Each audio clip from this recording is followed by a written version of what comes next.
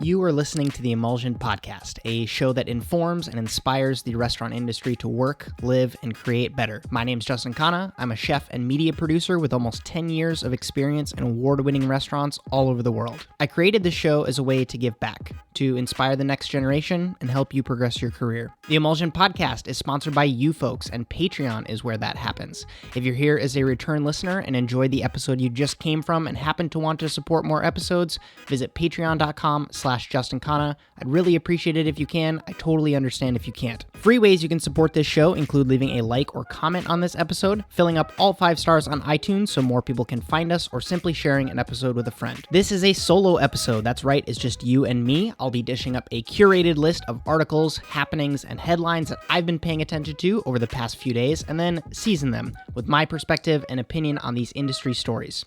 If you want to go deeper, full show notes are available on justinkhanna.com/podcast.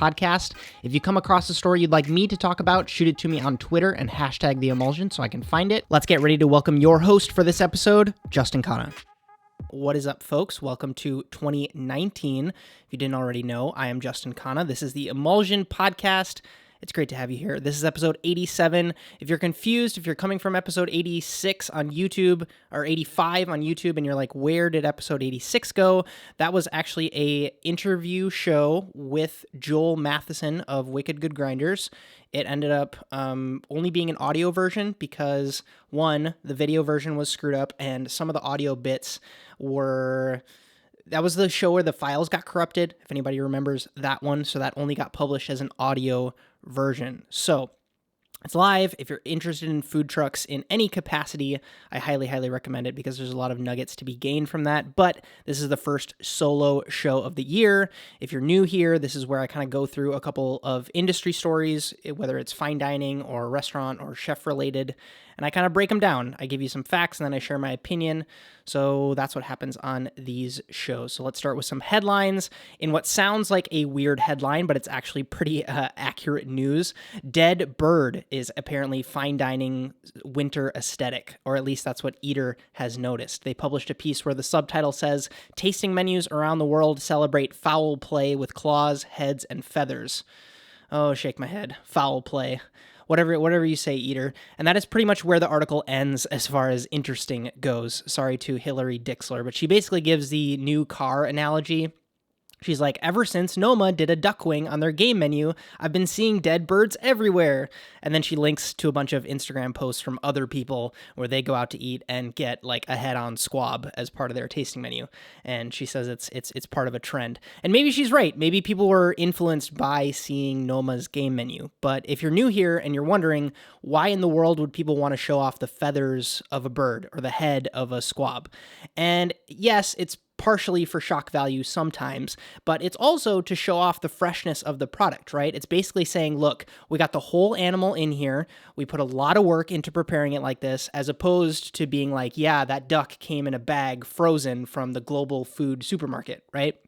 So a lot of times with most animals, fish included, the eyes, the head, the fur or the feathers, if it's, not a fish, and the innards go bad first. So to showcase it is more or less like showing it off. Weird flex, but okay. Thomas Keller has opened a new restaurant in Yountville. It's called La Calenda, and it is a Oaxacan-inspired casual spot. Didn't really see that coming. They also specialize in wines from California and Mexico's Valley of Guadalupe and Santo Tomas Valley. Plus, they also have 30 different mezcals on the menu. It is definitely capitalizing on the cravings that so many people have that were left unsatisfied based on Chef Keller's current offerings. He's really big into American and French food, but not so much on the Mexican side of things. The weirdest piece, which Eater also comments on, is the hushed nature of the project. He's been very vocal about his surf club restaurant and the tack room, 2 definitely larger scale projects, one in Miami and one in New York, but this one didn't seem to nearly get as much press. So it's kind of hard to say if this is a unique partnership between Chef Keller and somebody else, and they're kind of using the TKRG resources.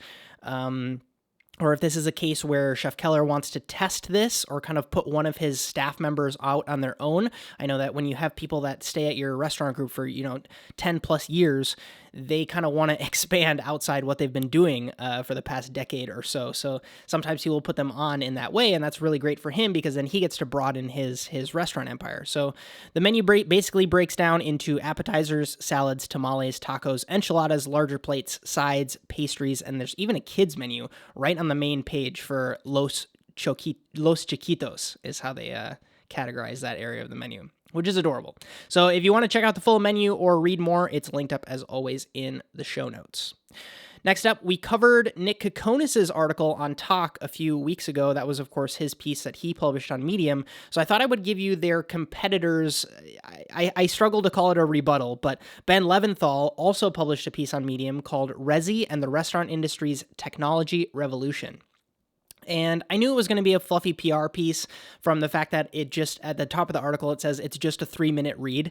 So it's not like he's really going in depth on anything here. But he does talk about a few things that I think should be on your radar. So if you choose to use Resi as a service, they give you the option to allow bookings straight through Google and Instagram right out of the box, which a couple other services offer, but they'll charge you more for it. So it's really great for reducing friction for the guest. And if you're a restaurant who is even remotely interested in marketing in 2019, being able to market straight through Google or Instagram without having to click through to a website and then going onto a mobile reservation processing service, I think that's a really, really good feature that they offer.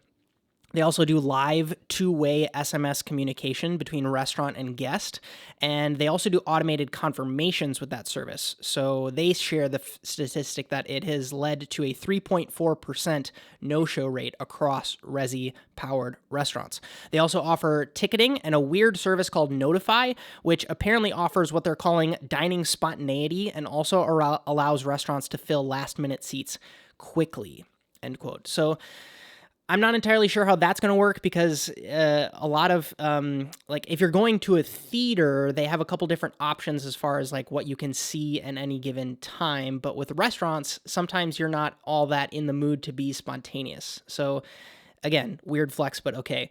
This is a super buttoned up piece that he wrote to basically say, we got this, guys. I'm personally not reading that much into it. I mean, it literally has one sentence that uses the words operational dexterity, marketing flexibility, and performance instrumentation all in the same sentence. So definitely not for the consumer. But all at the same time, do I think this makes Resi obsolete in any way? Absolutely not. I think for every single fine dining tasting menu or pop-up that Talk uses to kind of capitalize on, Resi can partner with the, hipster lunch spot in LA and kill it through Instagram marketing, right?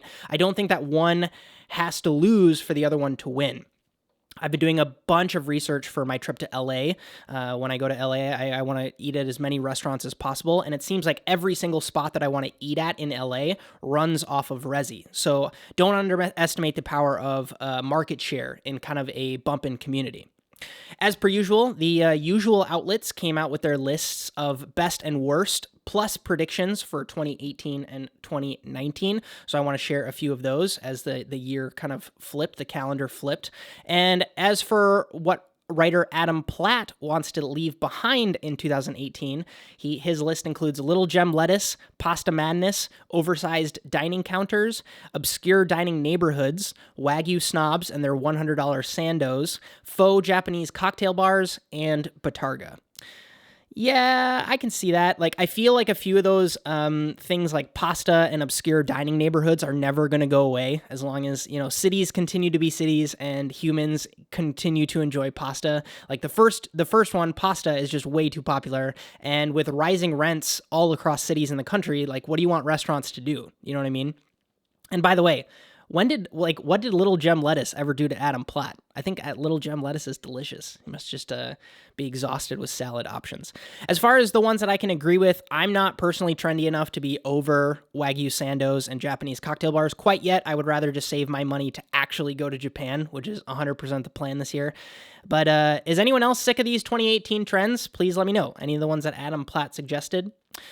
Moving on to what Eater wants to see in 2019, or at least what their contributing writers predict will happen. These are always cheeky and funny, and I like to cover these on the show. Here's a few that I would personally get a kick out of covering on the podcast that were suggested. Fi-Dai Keto Salad Burrito Fast Casual Spot only accepts Bitcoin. It's a funny headline. The Great Cauliflower Rice Shortage Continues. Another critic declares food in X city is better than New York City, and then in parentheses, but New York City continues to not care. Thought that was great. Bad dude does bad thing, suffers no consequences. And then the last one is female chef accused of misconduct, also because turns out this industry is a shit show no matter what your gender. Haha. I think that was those last two were definitely dark, but that seems to be the trending direction. Is it just me, or have we fizzled out a lot of the technique-based trends in cooking? I didn't really see that many on anybody's predictions list. It just seems like people are much more ingredient conscious now as far as what they want or will order, as opposed to how it's prepared, which I think is going to be a huge white space for technique-driven chefs to kind of swing the other way once the trend reverses, right?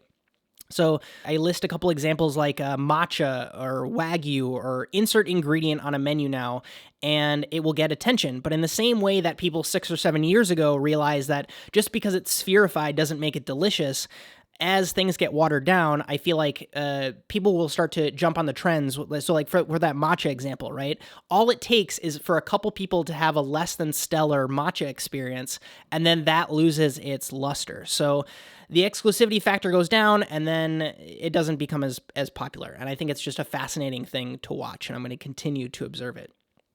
Last up here, a gear article that I actually respected. It is called, quote, "If you want a good knife, ask a line cook," end quote. And it's, like I said, it's an actually good piece. It asks actual line cooks what chef knife they use. And then the recommendations range from brands like Gleaston to Togiharu and Global to Wusthof. And one dude even says, "I don't buy a chef's knife, I buy a cleaver," because I've worked with so many people that prep Chinese food, and they say that that's the only thing that you need. I use my cleaver and my scissors. So it's a really cool insight instead of just kind of like watering it down and making it super vanilla. So that is, of course, linked up if you want to check that out. I think it's cool that they highlight line cooks in that way. Enough with the headlines. The main stories come next. But first, today's beverage from a brand that we haven't featured yet. This is from Simple Truth Organic. It's just like the big box version of LaCroix. It's mango grapefruit flavored seltzer water, and it's really weird for me to say this. I don't know if it's because it's organic or whatever it is. It just doesn't taste as good as LaCroix. Like, the flavor isn't as intense, which is weird to say because it's not even that LaCroix is that intense. It's just like this falls super flat. But I bought a case of it because I want a case, like a box. It was like 8 cans. And so I'm trying to rifle through it because it's not really that good, but I got to get it out of my fridge. So this is normally the part of the show where I thank the Patreon fam, the select number of amazing folks that listen to the show or watch any of the content and put forth their hard-earned cash to support this. And instead of highlighting anyone specifically, partially because there weren't any new patrons this week, I wanted to share how you are literally helping to improve the show, the ones that support. So this is actually the first episode that I am not editing. Yes, I have outsourced this edit to a freelance editor, and that takes so much off my plate, and it guarantees that Thursday upload. Yes, if you've missed the news on Twitter, I launched that this week. Thursdays are podcast days, without fail. An episode will always go up. So this is currently Monday. Is it Monday or Tuesday? I am recording it now. This will get shipped off to a freelance editor. It will get edited, sent back to me, and then I will upload it. So I'm getting into the groove of that, and saying it for the first time in 2019. Thank you. Thank you for your support. And if you want to see more better looking content in 2019, I would really appreciate your support. You can learn more about that on patreon.com/Justin Khanna. That is also, of course, linked up for your convenience. So first up, industry style. I wish I could give a shout out to whomever wrote this. Maybe those of you that the internet fam can help me out with some of this stuff. I am 99% sure that the place that I got it from was on Twitter. I go through so much content. I'm not 100% sure where I got this piece, but I saved it to my notes app as a JPEG photo, which makes it even that much harder to source on where I got it from. It doesn't have an author or a publication date. It's not even like from a notes app. It looks like it was typed into text edit, and there's a few grammatical errors about it as well that makes me think that it was just someone going on a rant on the internet, and then it got published and got a bunch of retweets. But it talks about the hospitality industry in the UK specifically, and I want to read you a few lines from it. So if this dings in your head and you're like, I know who posted that, please message me so I can give credit in the show notes where credit is due. The full piece in its JPEG form is going to be linked up on justinkhanna.com/podcast in the show notes, so you can read the whole thing, because I can't share it as a link to an article because I don't have the link. I don't know where it originated from. So if you want to read the whole thing, that's there. So it talks about tipping. It says, quote, "Why should employees be at the mercy of guests' generosity in this way? Who determines what is appropriate pay for service, and what of those guests who decline to leave any tip is as their right? Service is discretionary though, isn't it? Did your waiter think it was discretionary to serve you in the first place?" Sorry, this is a very clearly English written. My grammar is not the same. It also talks about no-shows. It says, quote, "Many restaurants find themselves with empty tables on otherwise busy evenings, not because of lack of demand. In fact, they may have spent much of the day politely declining requests for a table that evening due to being fully booked. However, it turns out the person who booked that table of 4 at 8 p.m. on Saturday night decided to not bother turning up," end quote. And then it dives deeper into practices like holding credit cards or taking reservation deposits, and how that will often receive backlash on sites like Twitter, TripAdvisor, or Yelp. It continues to say, quote, "A cultural shift is what is needed for progress to be made. But how do we change something as immense as culture? These values and behaviors have been embedded in our society for hundreds of years. It will be a long, hard slog. Who will take responsibility for this? The change needs to happen in deeper society, but it can only come through awareness and a greater understanding of the value of hospitality. You cannot put a price on good hospitality. It is time that everybody realized this," end quote. Mic drop. Just kidding. Let's dissect this a little bit, because it's a topic that I've been marinating on for more than 5 years now, ever since I came to the crazy realization that, whoa, this fine dining restaurant that I'm working at doesn't really actually make that much money on this $295 tasting menu. So the person who has the most insight on this, the one that I'm going to paraphrase the most with, is not actually a restaurant person. At least the thing that this person, whoever wrote this, is talking about. It's an author by the name of Seth Godin, and when it comes to all things culturally relevant, he says it best. And he has podcast episodes all about tipping and culture shifting, and I highly recommend listening to any of his stuff. His podcast specifically, it's called Akimbo, if you ever want to go deeper on any of those topics. He's very, very insightful on some of these things, and he sees the macro picture as opposed to kind of being head down, hospitality focused. But what he effectively suggests is that tipping is bullshit, and it doesn't make sense, and I also agree with this. However, it cannot come, at least in my opinion, not tipping cannot come at the expense of not caring at the same time, right? And just for reference, one more thing on Seth Godin stuff, his definition of culture is people like us do things like this. So if you can, it starts as a small community and then it radiates outwards. That's basically his gist on culture. So back to my point is not tipping cannot come at the expense of not caring. Somewhere along the line, we as a culture decided that it made a lot more sense to hail a stranger's car and get into it and have them drive us from A to B and let us leave without swiping a card through a slow ass machine or fumbling over cash, right? Sound familiar? And at first it seemed crazy. It was only for tech bros in San Francisco, but now your mom does it. Now your grandpa asks you to call him a Lyft, right? And it wasn't that getting a cab was the problem. Uber and Lyft came with more solutions on top of that, right? The cab companies complained that the margins sucked. I'm sure that they had their little meetings and their little rants where they talked about how car maintenance was expensive and parking was a hassle and supply and demand wasn't easy to forecast and being the middleman sucks because it can lead to problems on both sides, the consumer side and the service provider side. But none of the cab companies invented Uber. And on the flip side, right, if you go to places like New York City or Vancouver, real cabs still exist. They aren't completely obsolete. And no one is arguing that ride sharing didn't completely disrupt the industry, but to equate this back to the restaurants, we know it's a problem.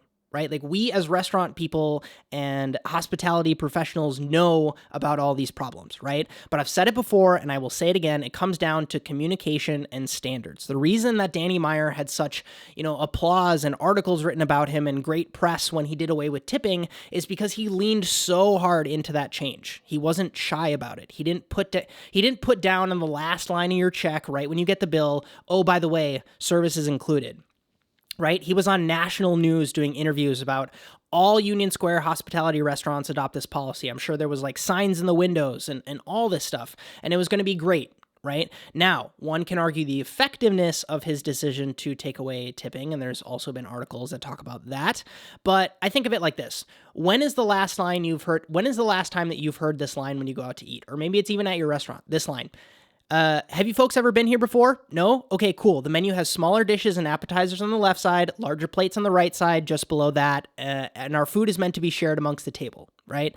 We've heard that so many times because it takes time for a shift in culture to happen like that. And it took a shit ton of communication. The fact that like all of us know what that line sounds like means that it's been ingrained over time. Because chances are, if you've been out to eat for 30 years and getting diner-style plates, you're going to be pissed off if you order the hamachi for $13 and you get 6 slices of crudo, right? Like, that's why that style of communication had to be invented. Because somewhere along the line, they decided that we want to shift the culture, and this is how we're going to do it.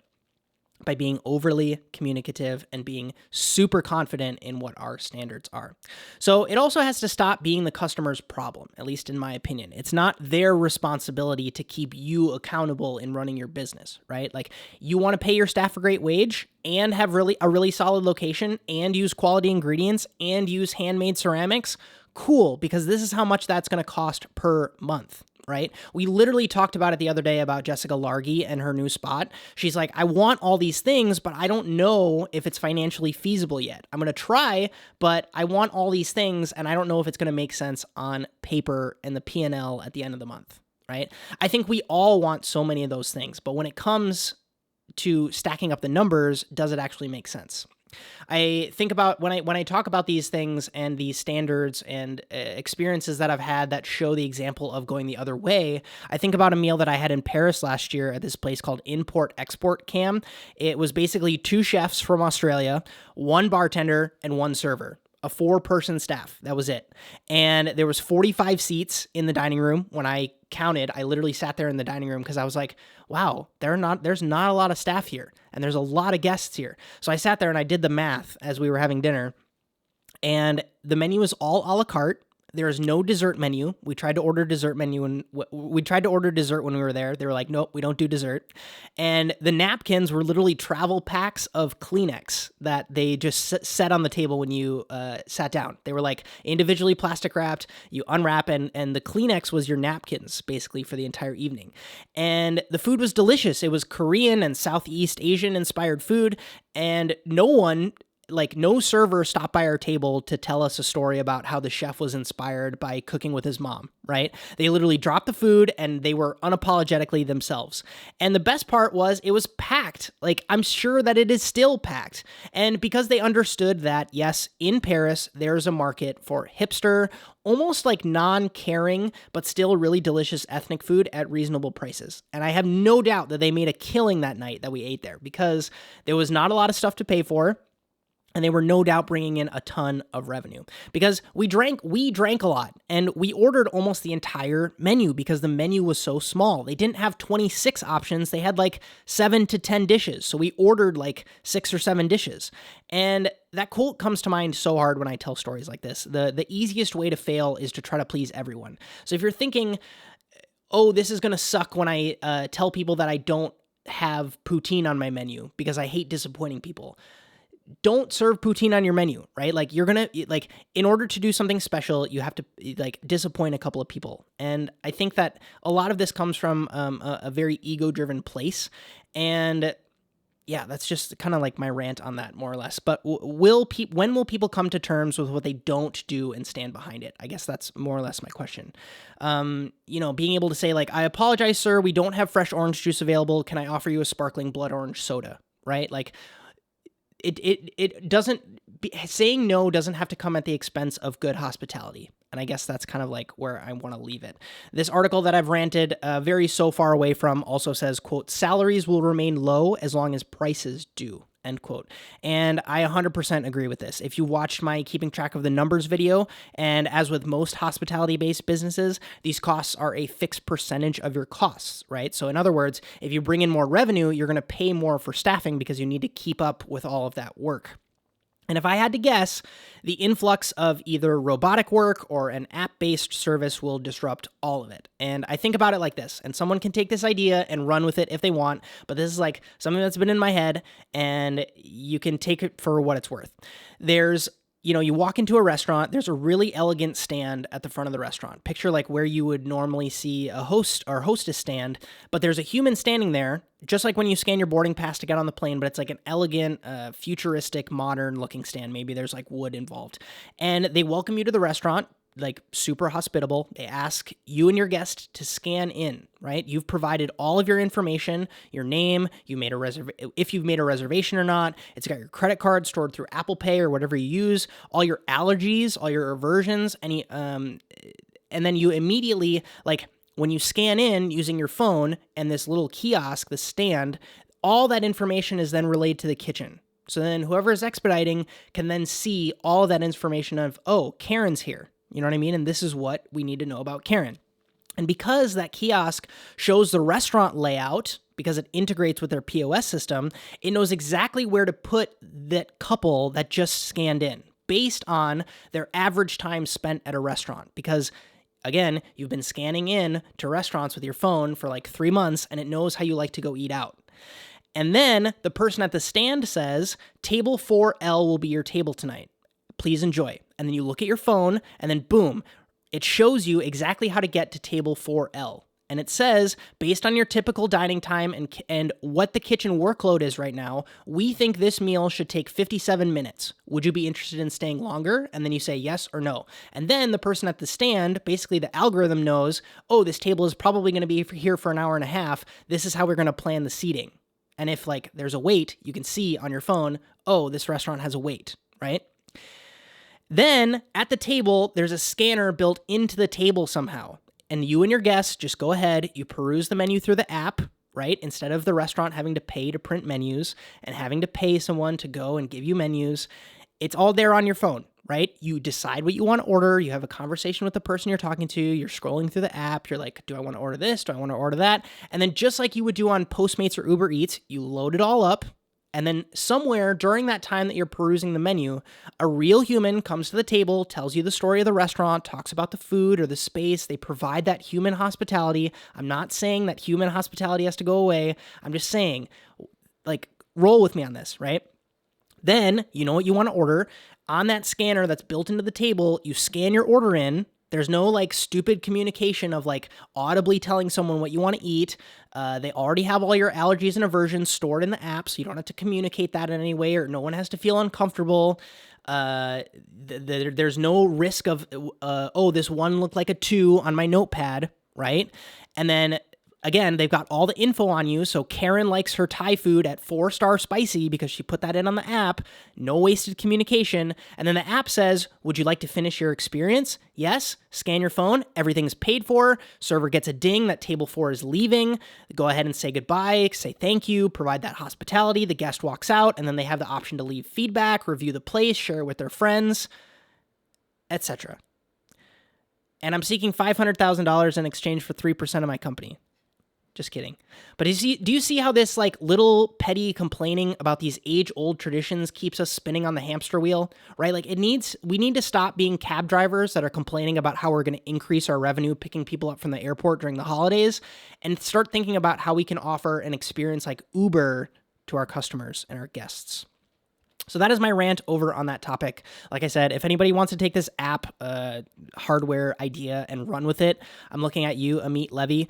I'm happy to talk more. It's something that I've thought about a lot. It's not going to be me that puts it in place, but something like that is an industry disrupting service. And it's something that's been in my head for ages, but I'm not smart enough to put it in place. But I 3000% see it being a game changer for restaurants. But again, in the same way that not every restaurant uses Talk for reservations, there will always be the old school restaurant model. It's just once a paradigm shifting solution comes along, I think a lot of people will come along for the ride as well. So I hope you enjoyed that little rant and that new idea. If you have thoughts on it, please let me know. Or if you have someone that's smart enough to build it, I would also be interested in chatting with them about it, because I think there's a lot of potential and it can make a lot of people happy and solve a lot of problems.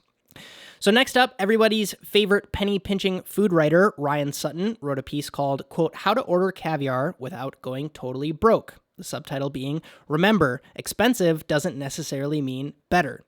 And if the fact that this piece is part of their life coach series isn't enough to make your eyes roll and you're still here, let's please get into it, because there's a lot of people who know how I feel about Ryan Sutton's food writing. So for those of you that don't know, and this is actually decent information, quote, "Iranian caviar is tough to get in the U.S. thanks to trade sanctions, but these days caviar can also be had from Uruguay, Israel, China, Germany, France, as well as the United States, with prominent aquaculture farms in California, North Carolina, and Florida. The largest wild sturgeon can take as long as 25 years to start producing eggs, and harvesting eggs differs from, say, hen production. Putting it more bluntly, the fish must be dispatched with. No-kill caviar is still a work in progress," end quote. And oh dear God, his first step on how to order caviar without going broke is step number 1, expect to spend a lot of money. Okie dokie, Ryan, I'm out. Thanks for the history lesson. Right? What a silly excuse for an article. He says, quote, "Caviar service rarely costs less than $100 in a restaurant. Le Bernardin asks $220 for an ounce of Ocetra a la carte, while Danielle charges nearly $400 for 50 grams," end quote. And don't worry, it gets better. Step 2 is, quote, "Consider eating your own caviar at home," end quote. Adding, quote, "Let's be frank, restaurants don't do much to improve caviar. They buy it, open up the tin, and spoon it into a serving vessel alongside some Bellini and creme fraiche. The most complicated part is how much to mark it up. Cha-ching! Most of the good roe you try in restaurants is purchased from Petrosian, Caviar Russe, Paramount, or other suppliers that also sell their diverse wares at small retail counters, where individual customers neither pay tax — caviar is exempt from tax in New York City — nor tip. Think of it this way. Would you rather shell out $200 to eat caviar at a fancy restaurant, or buy the same product from Petrosian for $150? Of course, this doesn't mean you shouldn't eat roe out on the town. Sometimes it's nice to celebrate a night out," end quote. Seriously? Like, you know what you can also do? You can buy a used airplane for the cost of a business class international flight, right? But the pilots don't do that much fancy stuff to the airplane anyways. So, why would you want to do that? And then you can fly, if you buy your own plane, you can fly wherever you want. Stop making everything about the cost, Ryan Sutton. We are entirely aware of the fact that bowl of pasta only costs the restaurant like $1.83, but it costs $11 on the menu, right? That's not the point. The point is that when you go to a restaurant that markets towards those with disposable income who want to experience luxury, you are saying, here are some preserved eggs from a fish that had to get killed in order to harvest these, and it had to live for 25 years. And oh yeah, we also prepared these amazing accompaniments that we think will elevate the experience of enjoying this really special product. Meanwhile, Ryan Sutton is in his sweatpants wondering how that old tin of caviar in his fridge is and if he should eat another 3 plain spoonfuls or not, right? Reason number 3 of how to order caviar without going broke is, remember, expensive doesn't necessarily mean better. The absolute worst thing you can do when ordering caviar is to pick the most expensive roe for no other reason than it just being the spendiest. Just as a 1954 Petrus isn't necessarily better than a fresh, sprightly German Riesling, a $500 tin of Kaluga won't automatically make you happier than a little $10 jar of trout roe. Approach caviar like you would wine, not by price, but by style. It's not about finding the best caviar. It's about finding what you like. If you're a Blue Point oyster lover who wants the intense brine and sometimes metallic flavors, a good white sturgeon roe from California might be for you. If you want something milder, a golden Osetra might be more your speed. In fact, I found that some of the most expensive roes are also clean and neutral tasting. It's also hard to tell you're eating caviar at all. Tell the waiter or manager whether you prefer something buttery, nutty, or briny. End quote. Please stop. You aren't comparing apples to apples. A 1954 Chateau Petrus is an aged Bordeaux. German Riesling is German Riesling. I would hope that the Petrus is not fresh and sprightly. Look, I get it. Not everyone grew up eating caviar, so it's insanely difficult to know what you like ordering from a foreign or expensive restaurant or, any sort of menu. But this article could have provided more value by being titled, "A Cheap Food Writer Explains How to Figure Out What Caviar You Might Actually Like," including tasting notes, right? See, Eater, it's still clickable for millennials, but it's less pompous. This guy he's trying to relate not being able to pay rent while also saying, in the same article, he says, just the same, Sevruga or Berrier aren't typically as firm as its, I'm going to try to say this, Guldenstadti or Kaluga counterparts, basically comparing different varietals of caviar, different species of caviar in their Latin names. Tip number 5 is know how many G's to order. Yes, he uses the term G's. This guy is exhausting. G stands for grams, folks. Know how many G's to order. Tip number 6, don't get too worked up over the accessories. While also in the same paragraph, he says, ask your waiter for a pearl spoon if it's available. So don't get too worked up over the accessories, but if they've got a mother of pearl spoon, you should try to snag that. Tip number 7, which I can actually understand in his defense, he says, don't get hoodwinked, citing the fact that, quote, most waiters and chefs know little about the caviar they're serving. This is partly due to the fact that caviar purveyors invent fake names so that when you Google them, only one brand comes up. For example, Petrosian calls most of its high-end roes Tsar Imperial, which actually means nothing. If you want to know precisely what type of caviar you're getting, learn the Latin names and talk to your server about it. If they can't answer, ask to see the tin. If they can't provide the tin, don't order the caviar. End quote. And this is actually a practical tip. I often look at wine lists, and if the varietal or the grapes aren't listed, I will ask the server. And if the server doesn't know, they will normally send a somm over. Because especially in 2019, wineries and winemakers really get off on doing eclectic blends of things. So just because it says it's a red wine from Napa, it doesn't mean that it's a blend with Cabernet in it. Does that make sense? Sometimes it's good to ask these questions to make sure you're getting exactly what you want. Tip number 8, eat your caviar while it's its optimal freshness. Quote, caviar can theoretically last in the fridge for up to a month, but that's only if it's stored at its proper temperature, roughly 28 to 34 degrees. Problem is, most regular refrigerators don't get that cold. The appropriate workaround is to keep the caviar tin in a pouch surrounded by gel packs, typically supplied by the store at no extra costs. Those who omit this step will find their fish roe bleeding oil like ink from a leaky pen. Ideally, you should just consume the entire tin shortly after opening. Yes, he does say that. And congratulations, you now have ruined your appetite and you don't want to eat caviar for 14 months because you followed Ryan Sutton's advice and you spent $150 on a full tin of caviar and consumed the whole thing in one sitting because you didn't want it to go bad. Damn, I wish there were places where you could just go and get like a taste of it and also get like a few things to go with it. And like, I'm not really good at cooking, so I wish they would also prepare the sides to go with it and then do the dishes and then like serve alcohol so I could drink while I was having my caviar. Oh, wait. Don't worry. He's got advice for eating out, too. Quote, so even if a chef sends out a composed caviar course, say a dollop of caviar on a small potato or tater tot, and advises to eat it in one bite, feel free to ignore those instructions and enjoy a few beads by themselves, end quote. Right, because just like you, Ryan, most people get sent caviar by the chef. This is great advice to make sure they're consuming it properly. I've spent enough time on this show ripping this piece apart. Do you have any thoughts on eating caviar? Do you like when I take on Ryan Sutton's writing? I get a little bit sassy in this show when I do that. Do you hate when I take on Ryan Sutton's writing? Please let me know. I'm personally just continually amazed that this kind of writing gets greenlit to get published by a network like Eater. Next up, a project that I didn't see coming, but I'm not that surprised that it exists. Adam Platt published a piece titled, quote, Introducing New York's New Star-Free Restaurant and Bar Ratings, end quote. And it's actually great. I actually really, really support this project. So he says, quote, there were already too many types of star systems in the crowded firmament. Everyone knew that the most venerable, influential star systems skewed in favor of a certain snooty category of continental, gourmet, and expensive style, at the expense of more inclusive, equally worthy genres of dining, hello Michelin, readers would fixate on the stars instead of on the carefully crafted reviews, end quote. And he also touches on the changing dining behavior. Quote, for the traditional star-centric critic, however, in this changed landscape, excellent or special trip destinations were no longer grand French dining palaces. They were raucous downtown noodle bars and ramshackle pizza destinations out of the wilds of Bushwick, places that snooty Manhattan gourmets would never have dreamed of visiting just a few years earlier, end quote.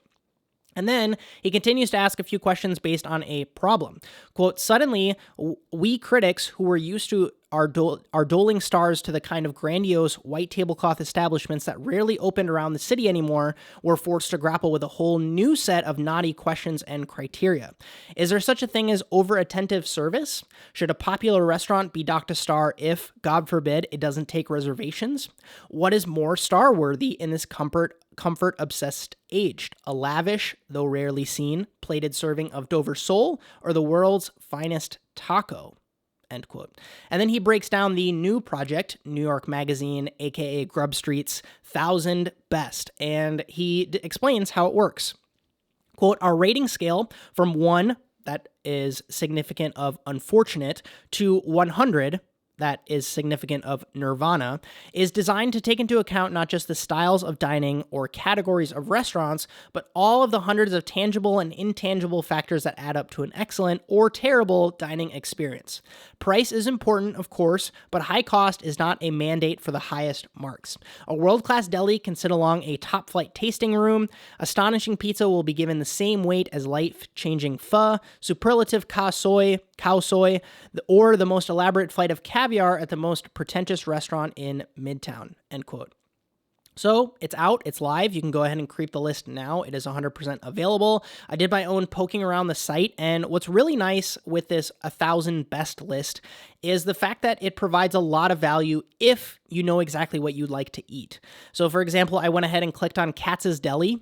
It got a 90 score out of 100, which puts it in the excellent category. And it says the subtitle for Katz's Deli is, quote, New York City's oldest delicatessen and also its best, end quote. So in addition to showing the score, the name of the restaurant, that little subtitle, it also shows the address, what they serve and what they're known for, a phone number so you can call them, a website, a few tags that you can search through their system. So things like takeout and celeb spotting are for Katz's Deli. There's also a brief story behind the place, and they outsource that to different writers. They share the drink options, the noise level, and then probably the coolest feature for a city like New York and a listicle like this is a Plan B section. So it basically says, try this place and this place if you can't get into the place that you searched for. And for Katz's Deli, it's Black Seed Bagels and Meatball Shop. Both have scores of 80 and 79, respectively. So they're trying to get as close to the number that you looked for, I would assume, while also staying in those categories, which is why each place is tagged in specific ways.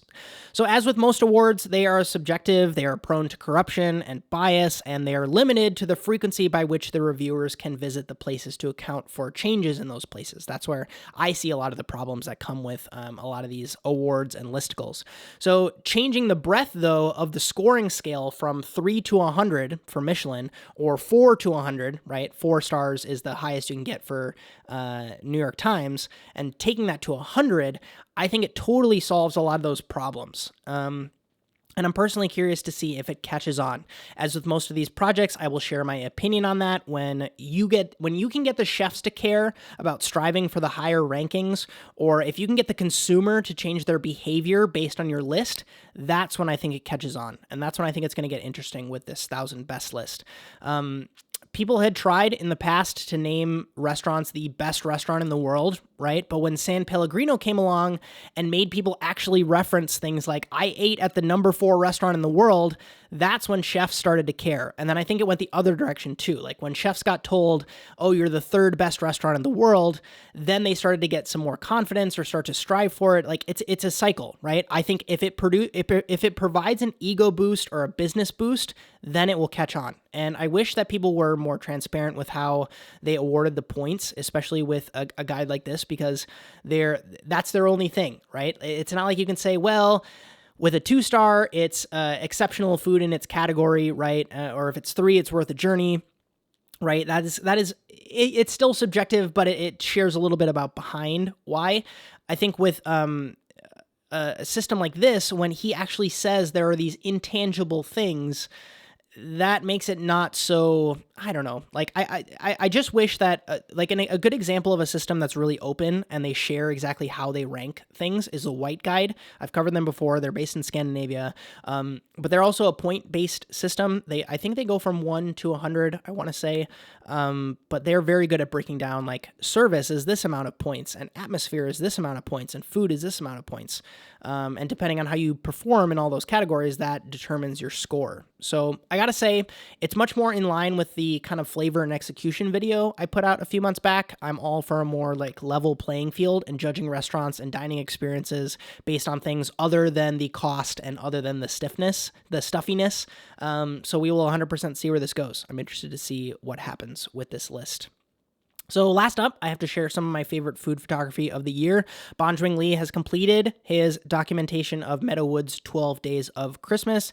He shares that he takes between 1,000 and 1,500 photos per day, and of those, maybe 20 to 40 make it into a gallery on Flickr, which is pretty insane for that kind of curation. But if you're into reading the kind of behind the scenes on what a typical day looks like when you've got a 3 Michelin-starred chef coming to visit and do a guest chef dinner, it is 100% worth the read, especially because a lot of these tickets were very expensive this year. Like, what goes into preparing for an $850 a person dinner?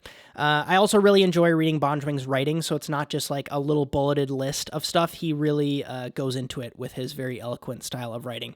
I won't personally do it any justice by quoting it here, but it's a great thing for you to bookmark to read either on your day off or after listening to this. Please don't read it now if you're driving and listening to the show. That is bad. Please don't do that. Check out the show notes when you get a second. It is linked up there. Last up, industry style, we normally have direct answer. We are actually live on Instagram right now, so I would just to say thanks to everybody that's joined in. If anybody has a question, if you've listened this far in the show and you're still here, I would love to answer whatever questions you might have. So in the meantime, I'm going to go into the non-industry story and give everybody a chance to ask whatever they want to ask, and then I will answer it after this little bit. So the non-industry story is actually one that I produced. I published a 2-hour-long video that accompanies a 6,700 word article that I wrote called My 2019 Playbook.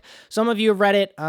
Some of you are a little intimidated probably because it is so long, and I truly respect your time, so I totally understand why you haven't interacted with it yet. But just to give you some context, I go really deep in the article on topics like health and social media and travel, and there's a bunch of really interesting tips towards the end, which if nothing else, you should just scroll down to the bottom and read those.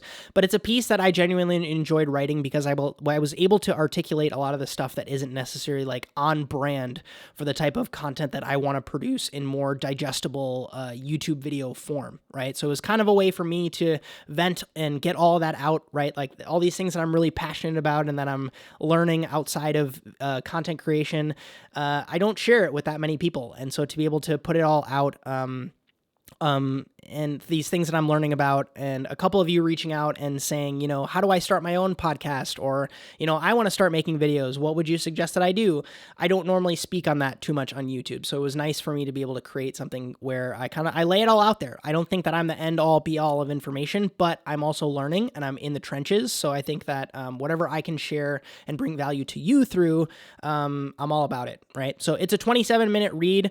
It's on Medium and it's linked up. So if you want to spend, kind of a cup of coffee or your lunch learning about where I'm going to spend my time in 2019, it's all out there for you. So does anybody have an Instagram question? We should scroll back through and see who's got something to say.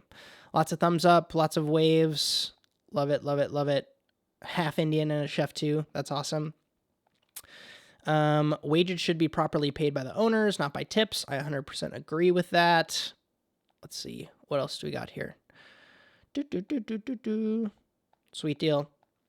Yeah, if nobody has any other questions, that will do it for this week's show, episode 87. If you have any questions, please shoot them to me on Twitter. If you have stories you want covered, always DM me through Instagram and hashtag the Emulsion so I can find them. I am, of course, super, super pumped for 2019. I hope you are as well. Thank you for listening. Roll the outro.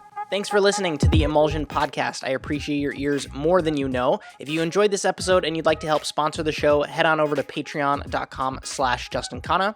Other ways you can help out right now include giving this show a review on iTunes so more people can find it. I also love seeing you folks liking and commenting on the video if you listen that way, or even just share this episode with a friend. Now is normally where I would tell you that my name is Justin Khanna and I hope you have a good one, but you've probably got another podcast episode to listen to, so I'm just gonna get out of the way here. Excuse me.